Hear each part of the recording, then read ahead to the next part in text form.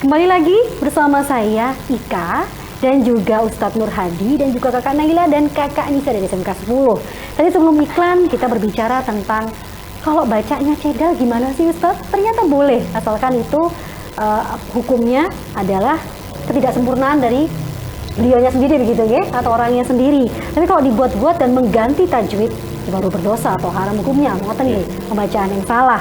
Nah, pada segmen kali ini kakak Nisa sama kakak Naila mau nanya lagi katanya. Monggo silakan, Kak Naila dulu apa Kak Nisa dulu nih yang mau nanya? Monggo silakan, tanya dulu sama Ustaznya. Assalamualaikum warahmatullahi wabarakatuh. Waalaikumsalam. Saya mau nanya lagi nih. Kan saya pribadi nih ya Pak Ustadz, punya aplikasi di HP. Dan kalau misalnya mau ke kamar mandi itu kan juga sering bawa HP juga. Iya. Lah hukumnya itu diperbolehkan apa enggak nih? Aplikasi apa itu? Aplikasi Kayak mungkin Al-Quran apa ya? digital gitu iya, kan iya, Pak iya. Ustadz. Hmm. Nah itu kan biasanya saya juga bawa ke kamar mandi juga Iya. gitu. Atau mungkin ke mall, kita kamar mandi kita nggak ngerti ya. Iya. Kayak gitu Ustaz. Monggo silakan Ustaz. Itu hukumnya gimana? Mas Iya. Ustadz. Jadi di HP ya itu kan ada namanya aplikasi Al-Quran gitu ya. Nggih. Ada yang modelnya itu hanya sekedar tulisannya saja, Nggih. ada yang juga disertai dengan audionya. Audio. Kalau ditekan kemudian langsung muncul suaranya. Ya. Nah, itu ada yang seperti itu. Jadi dulu pernah di Basul Masail kan insya Allah di PWNU juga, itu bahwa aplikasi yang ada di HP ya, itu adalah pancaran sinar. Jadi bukan tulisannya langsung, tapi itu adalah pancaran sinarnya. Jadi bukan dianggap sebagai mushaf. Oh. Gitu. Jadi kalau ketika dibawa ke HP ke dalam PC, tapi tidak kita buka, ya. Nggih. Kadang mesti kadang ikut Tapi ya. tetap di dalam, tapi Iya, aplikasinya ada di dalam Iya. HP. Nah itu tetap tidak bisa dikatakan sebagai mushaf. Gitu. Jadi boleh dibawa ke dalam HP, boleh. Ini diperbolehkan ya Pak? Jadi boleh. Nah, tetapi ketika dibuka, nah ini yang menjadi khilaf para ulama. Ketika aplikasi ini dibuka, ini yang menjadi khilaf para ulama. Ada yang menyatakan bahwa itu bukan termasuk mushaf. Ya. Ada yang menyatakan itu termasuk mushaf. Ya. Kalau menyatakan yang tidak termasuk mushaf itu adalah, yaitu tadi itu hanya sekedar pantulan Ya, sudah aplikasi. pantulan cahaya dari aplikasi itu. Gitu. Ada yang menyatakan itu adalah mushaf karena sudah ada tulisannya dan bisa dibaca.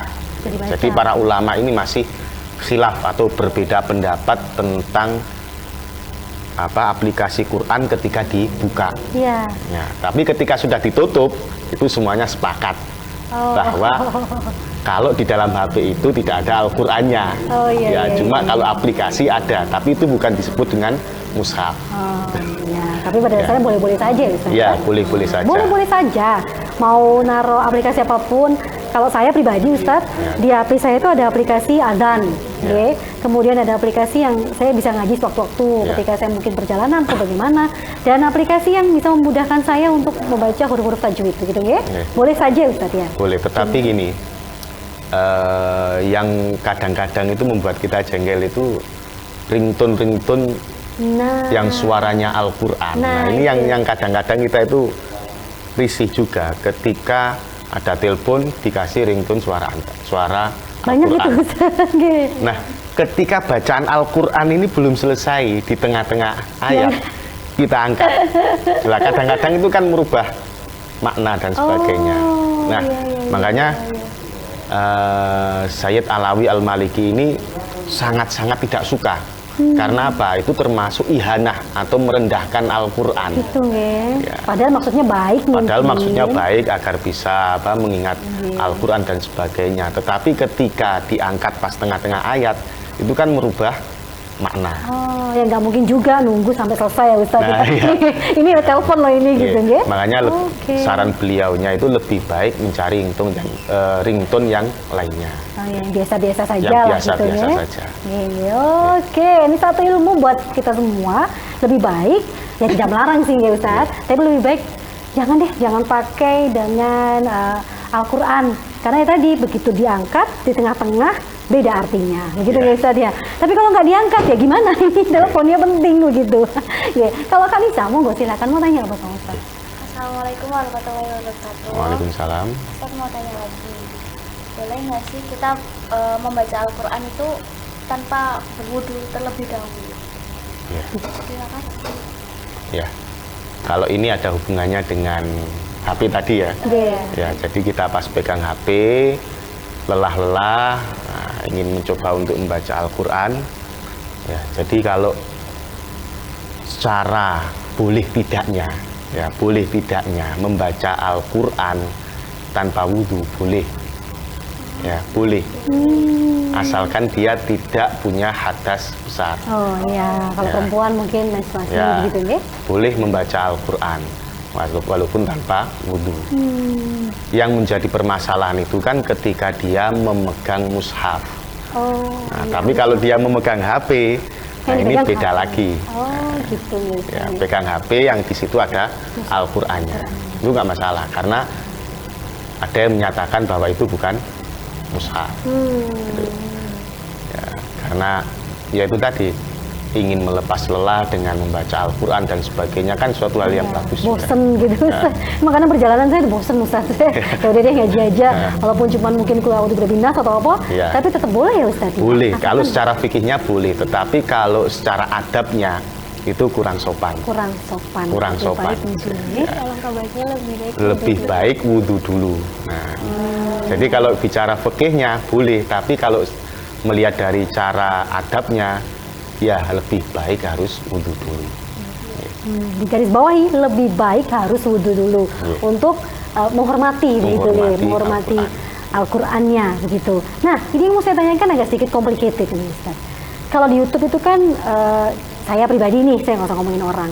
Saya sering nih ikut channelnya Gus Baha, ikut channelnya Almarhum Arifin Ilham, banyak lah channel Gus-Gus para yai-yai gitu. Saya ikut, saya mendengarkan ceramah-ceramah beliau sampai pelajaran tentang agama Islam dari beliau-beliau. Nah, ini untuk apakah saya sudah menjadi muridnya, diakui sebagai muridnya, dan dapat karomahnya? Nah ini Ustaz, monggo, pripun penjelasannya ya? Ya. Khusus ya, ini kalau khusus ilmu Al-Quran, Oke. ya. Kalau selain ilmu Al-Quran, ya itu beda lagi. Oh, oke. Tapi kalau khusus ilmu Al-Quran, ketika kita tidak pernah belajar tajwid, tidak pernah belajar Al-Quran kepada siapapun, kemudian belajar melalui media YouTube, melalui media sosial lainnya. Nah, ini yang menjadi permasalahan. Sebagaimana yang diungkapkan di awal, bahwa kita wajib satu talaki, kedua musyafahah, dan yang ketiga mencari guru yang benar-benar sudah mungkin, sudah benar-benar bagus bacaannya dalam membaca Al-Quran, bukan asal. Nah, ini paling tidak ada 3 hal ini.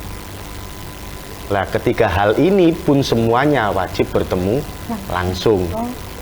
Nah, ketika kita tidak bertemu langsung, maka dengan serta-merta tidak bisa dikatakan sebagai murid dari yang tadi.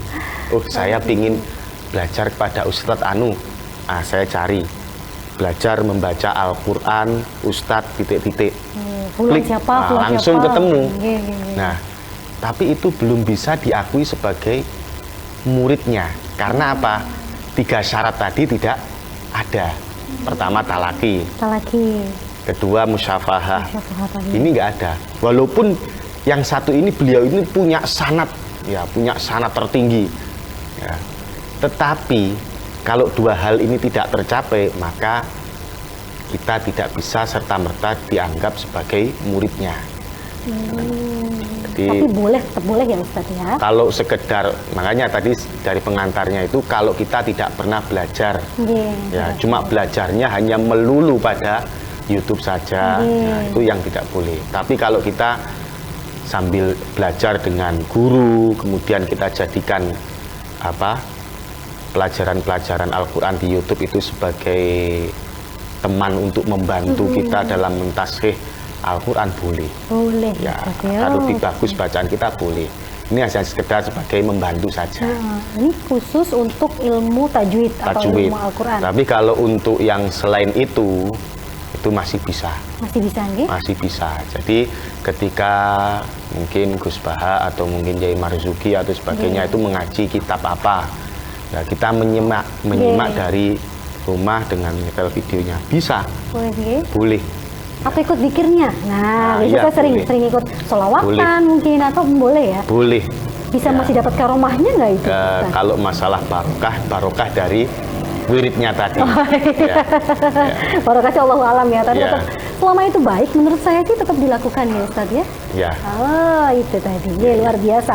Terus kalau ini Ustaz, kalau saya sering tadarus. Nah, tadi kan ngomongin kalau bete gitu. Kalau tadarus pas kita ngaji nih, tadarus Ustaz. Ilmu tadarus untuk menghataman. Nah, itu. Kalau dari HP apakah sama hukumnya juga? Ya, tadarus. Jadi kalau di grup-grup WA itu kan kadang Iya. ada di list gitu ya. Iya, juz 1, Ya, juz 2. juz 1 namanya ini, juz 2 ini dibaca ini. Sudah selesai. dan sebagainya, ya. Selesai. Holas. Gitu. Ya. Pripun itu Ustaz? Boleh saja karena itu untuk membantu kita dalam semangat untuk beribadah. Nah, kemudian kadang-kadang itu baca doanya itu pakai Zoom atau pakai apa gitu, ya nggak apa-apa. Nggak masalah ya? Nggak masalah. Oke. Yang menjadi permasalahan itu kan ketika pembelajaran saja. Tapi Hanya ketika pembelajaran. sudah mampu, sudah bagus bacaannya, kemudian melakukan tadarus secara online, boleh. Nggak masalah ya? Nggak masalah. Nah, karena saya ikut itu, salah Ya. satu komunitas itu untuk tiap hari harus holas gitu. Ya. Ya boleh Ustaz ya? Boleh saja, Oke. boleh.